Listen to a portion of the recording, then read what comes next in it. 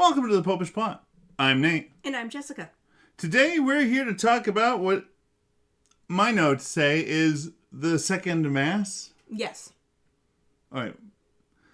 I know the first Mass. That's the Lord's Supper in the upper room. Uh-huh. I'm sure there are a whole bunch of other Masses that took place, given that, there was the whole book of Acts where we were building the church and the church was coming together and the church was doing this thing and that thing and the other thing.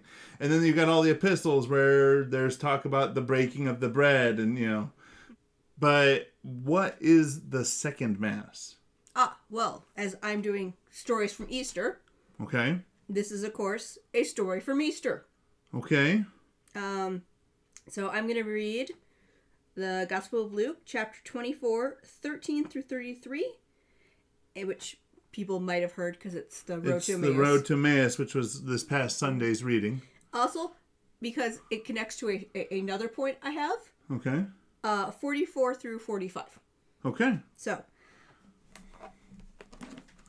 and behold, two of them were going that very day to a village named Emmaus, which was 60 stadia from Jerusalem.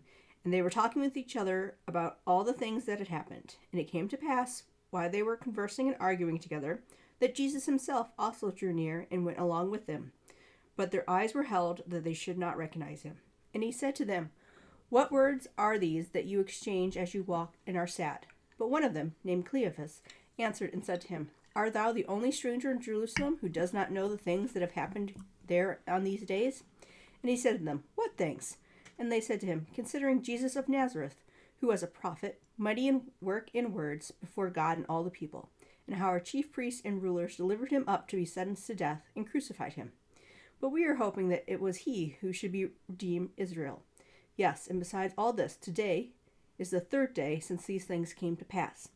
And moreover, certain women of our company, who were at the tomb before it was light, astounded us, and not finding the body, they came saying that they had seen visions of an angel who said that he is alive. So some of our company went to the tomb and found it even as the woman had said, but they did not see him. But he said to them, O foolish ones and slow of heart to believe in all that the prophets have spoken. Did not the Christ have to suffer these things before entering into his glory? And beginning then with Moses and all the prophets, he interpreted to them all the scriptures, the things referring to himself. And they drew near the village to which they were going, and he acted as though he was going on. And they urged him, saying, Stay with us, for it is getting towards evening, and the day is now far spent. And he went in with them, and it came to pass that when he reclined at the table with them, that he took the bread, and blessed, and broke, and began handing it to them. And their eyes were open, and they recognized him, and he vanished from their sight. And they said to each other, Was not our hearts burning within us while he was speaking on the road, and explaining to us the scriptures? And rising up that very hour, they returned to Jerusalem, where they found the 11 gathered together, and those who were with them. This is a bit later, because right now, second Mass.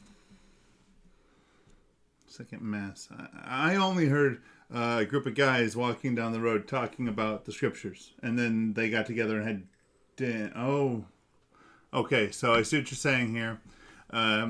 It doesn't have all the parts of the liturgy because there's not like the opening part, but besides that, it's got the main parts. But they had the liturgy of the word, where first they talked about the scripture. First they went over the scriptures, and then Jesus gave them a homily, a teaching on the meaning of those scriptures, mm-hmm. And then they had the liturgy of the Eucharist, where Jesus took the bread, blessed it, broke it, and mm-hmm.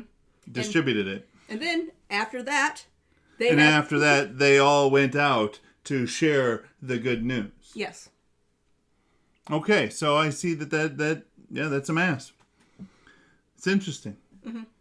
So what were these other parts that you wanted to go over? Well, you touched on it as you pointed out, the fact that essentially Jesus gave a homily explaining all of Scripture and their meaning. Okay.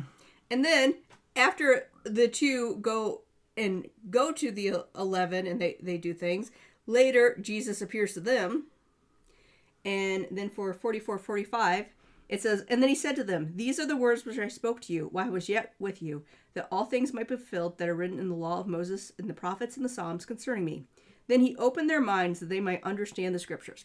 So once again, he made it so they understood the meaning of all the stuff that he told the two on the road. Okay. If I was Luke's editor, I would have him scrap this entire book. I don't. Okay. Well, we know at the very least Mark had already written his gospel. Yeah. So we have a basic of the life story of Jesus. Okay. He clearly talked to people who had Jesus explain all the scriptures and their meaning to them. And he didn't write that down. He just wrote, and Jesus explained everything. Next sentence. That's fair. I may make one suggestion. Okay. We've discussed previously about how differently it is to write books then and now. Yes, he did not have an editor. The scribe, if he used a scribe, might have given him some minor suggestions, but... Well, not only that, but writing was very costly. This might have been the more cost-friendly method of accomplishing his goal. Possibly. You know, the scribe might have been like, look, I've got like 3 or more rolls of parchment here. We can go on for days if you want, but I'm just saying. They were on a leisurely stroll that was not that long. I understand. If I was picking what to write, I'd just be like, and this is how Jesus explained the entire meaning of all scriptures. As for 2,000 years, great, theologians and priests and bishops have spent, who knows how much countless paper trying to explain how, this Bible passage actually relates to this thing in the New Testament. It would be the ultimate curb sheets just to have, and this is how Jesus explained everything, how it works together. Sure. I have a feeling that would make the book of Luke significantly bigger. I don't think it would make it that much bigger. I'm just saying. I don't think I think there's a reason why it wasn't all explained to you. I'm sure there is a reason, because this is inspired. I'm just saying, it would be so nice if instead of saying, twice over in one chapter, and then we understood everything about salvation everything history. to them. Yes, I get what you're saying. Unfortunately, Jess, yes. You, like many of our viewers, may very well just have to wait to find out the answer to that question until some other time. I'm sure that is one of those things that you have to wait until you're dead to find the answer for. Yep. So, go down below, hit the subscribe button and the bell next to it so you get notified tomorrow when our next episode comes out, because it's Veaster. Hashtag Veaster. Hit the like button, because, I don't know why. I don't. Just go and do it.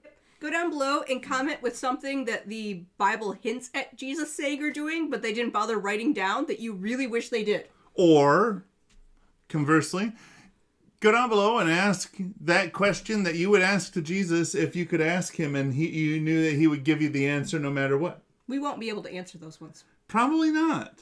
But, it's a fun little icebreaker. No, it's not. It's terrifying. Either you have to come up with something deep and profound, or you have to come up with something so stupid that everyone knows you're goofing off. You either have to ask, what's the meaning of life, or what's your favorite color? See, and the problem is that the thing that I would ask that's deep and profound usually cooks people's noodles. Yeah. And the thing that I would ask that would be really stupid would be like, well, clearly you're not even taking this seriously. Mm-hmm. Until next time, remember to live your faith. Love your faith. And share that love.